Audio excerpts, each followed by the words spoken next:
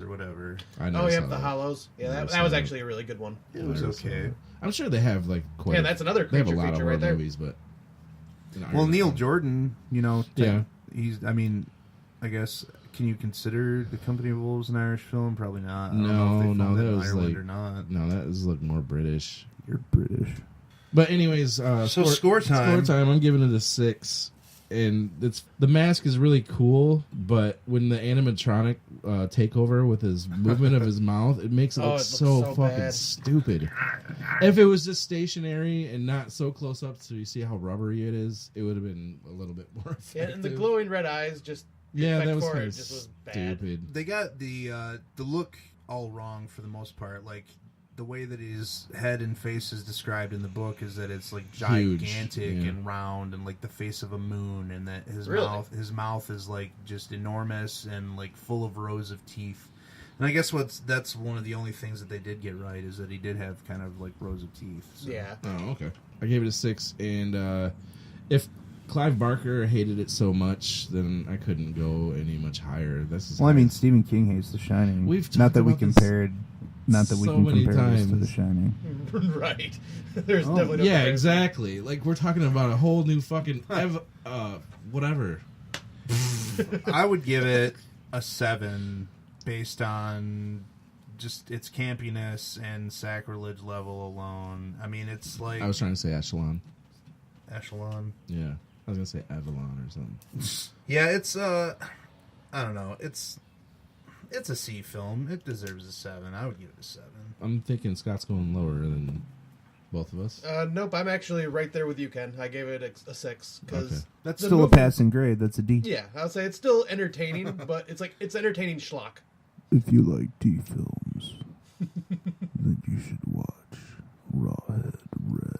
What's the difference between a 2 and a 1? Everything's failed all the way up to 5. Just the level of shittiness. Yeah. But yeah, this one, besides some of the stuff you guys had already said, like, I hated the ending. I thought the ending was really bad. Yeah, it's really stupid. Very voidish. I wish there would have been some gore. This is one of those movies that could definitely go with a remake. Like, the only real... Yeah, that would be good. If Clive Barker... Well, if he doesn't die of cancer, if he can, like, reimagine it, that would be cool. Yeah, and then, and then the other complaint they already started trying to do Books of Blood again. And that's what this is from the Books of Blood. Oh, okay. And, Midnight Meat Train was a travesty, and Books of Blood was terrible, and all of the other ones that they've tried to do so far. I kind of enjoyed Midnight Meat Train. Shut your fucking mouth. The mouth. Okay. But wait, why? I was trying to figure out how you're going to tell me to shut the fuck up. Defend that movie to me. I told you, claustrophobic settings like subways and shit. I like that stuff. Yeah, me too. But it's really campy. Fucking Vinnie Jones. It's very CG blood. If you read the story, you would hate the movie. Okay, well, the story is excellent. Good. But yeah, the one thing another complaint we didn't bring up though is it was very just kind of boring. Like for certain segments, there wasn't much happening during certain scenes, and I felt bored for part of it. Yeah, I mean, the pacing could have been a little better, especially for what this film was. I mean, they should have realized that this was like really bad garbage and stuck to the 15-minute formula. Tits and gore every 15 minutes, or yeah, show us some freaking gore. It needed that for sure. But yeah, and then it went up a whole point for me when he baptized the priest. I really don't want to do this, but we have to see what Reverend Coot thinks about this movie. And Reverend, you ready? Oh, yeah, here he comes. What did you say?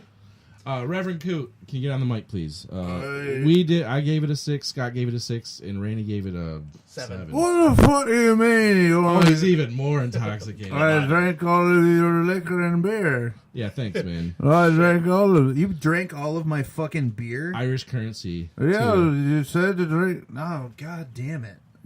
All right, whatever. Coot. What are you going to give it? Well, I'm very upset that you boys didn't realize. Wake him up. Coot's done. All right, so. I guess. There it is. Obviously, I'd give it a 12. A scale of 1 to 11. They're 12. Yeah, see.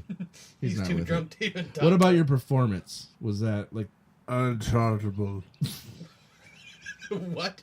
Yeah, what'd you say? Uncharitable. It's unintelligible is what he's saying. That's how he's speaking. I think he said uncharitable. Oh, okay. Yeah, Well, I'm just good. gonna kind of. Why He did fell you- down. That's the sound of him falling. Yeah, he dropped his bottle. Oh, okay, yeah. I didn't hear a thud, but all right. Oh, shit. Oh, he finally fell. Yeah, I said he dropped his bottle, then he fell. All right, so... Shut the fuck up! On to our next film. Peggy, concentrate. Hang in there, Peggy. We're almost there. That's it. You're doing great. Push Peggy.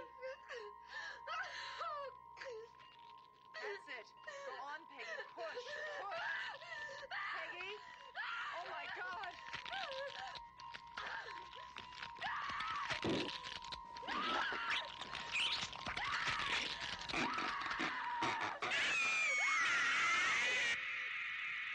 Go.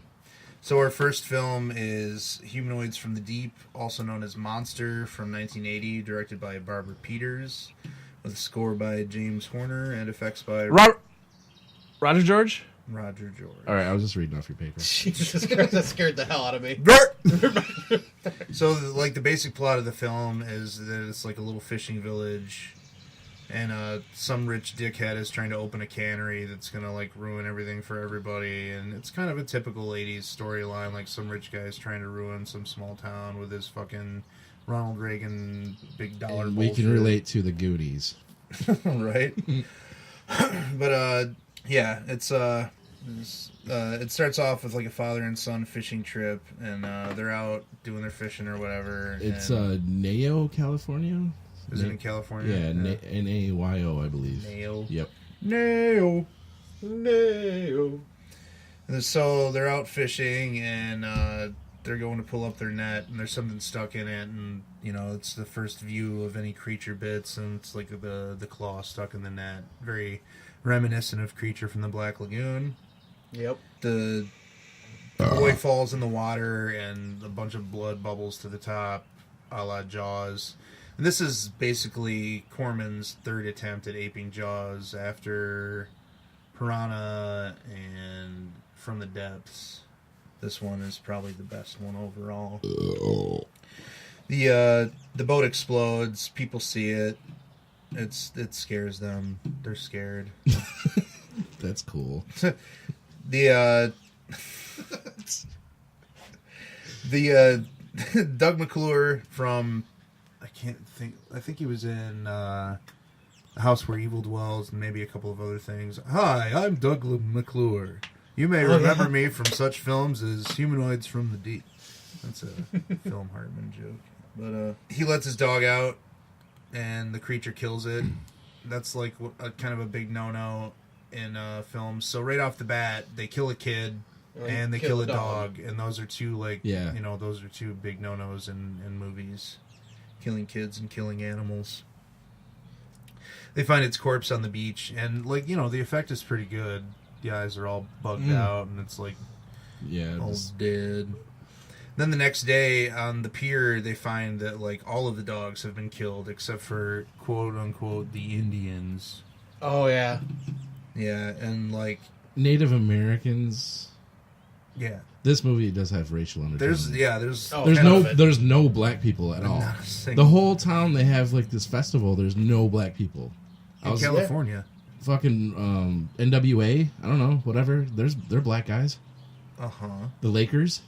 Yeah, there's no. I'm saying that's even making it more odd. Is that it's in I California? thought you was it's California. There shouldn't be black people. No. Oh, okay. Jesus Christ. So it's it's a fishing village, so they have this fucking salmon fest, instead of a normal thing like Strawberry Fest or Blueberry Fest. I've been to a salmon fest, but it's different up here. Oh yeah. Was that like a vagina joke? Yeah. Yeah. It was one though, and I had sex. And it's a festival to me. So the rich guy that's trying to open up the cannery, he blames the Indian guy for killing all of their dogs because he doesn't want the cannery to be there. So they kill his dog, and he shows up with the dog to the salmon fest, and a big brawl ensues, and fucking Doug McClure is like fighting. He's like trying to help the Native American dude in the fight, and he's like, "Get him off my back, bro." It's funny. Let's see. I asked for a flawless performance with no editing. It's not gonna get, I don't get my wish.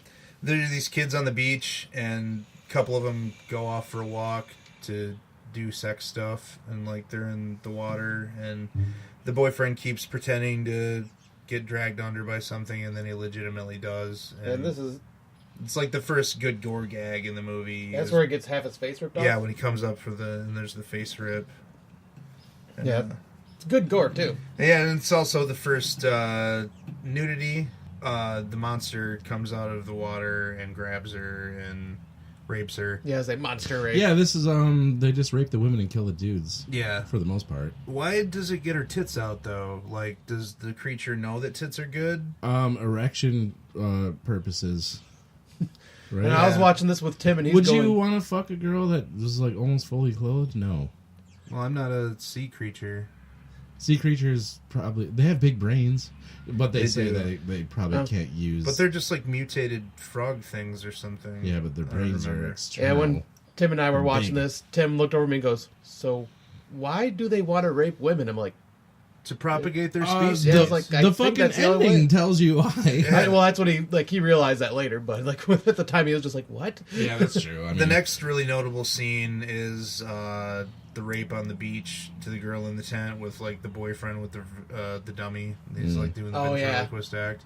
And he was a pretty good ventriloquist. I think that I know that dude from something. I'd have to look his name up, but he's in something else.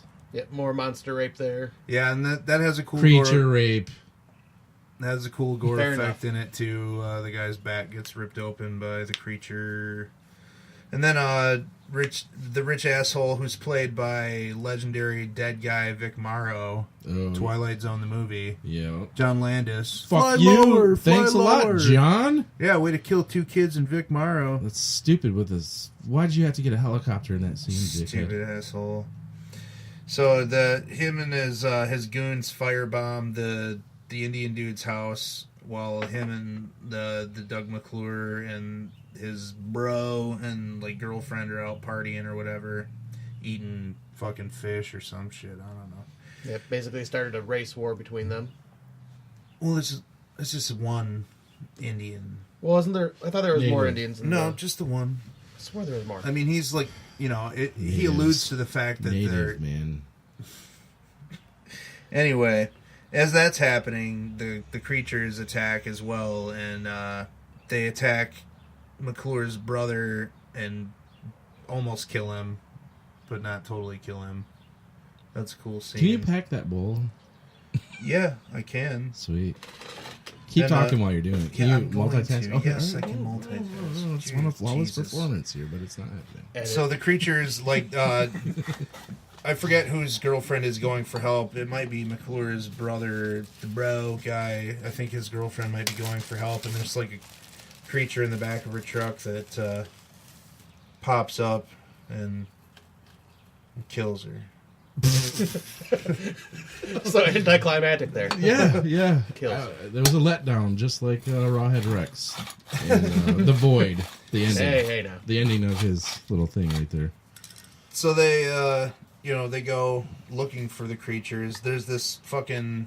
I don't know what she's supposed to be. I can't remember if she's like she's some kind of scientist. Yeah, I was gonna say because she takes it back to her lab, doesn't she? Yeah, she's some kind of scientist. You know, isn't it weird that, like, they found out and no one knows till towards the end of the movie? Like, no one even spotted one of these things, but this little tiny group, and they know everything about it, and they're, like, hunting it, and Yeah, they find it. Like, it's not, like, the best written and conceived Yeah. whatever, but it's highly entertaining. No, it is entertaining, but stuff like that is fatal to me. Yeah, like I always look at that as, yep, that's definitely an '80s movie right there. Like Yeah. especially the low budget stuff. Yeah, just low-budget creature tropes.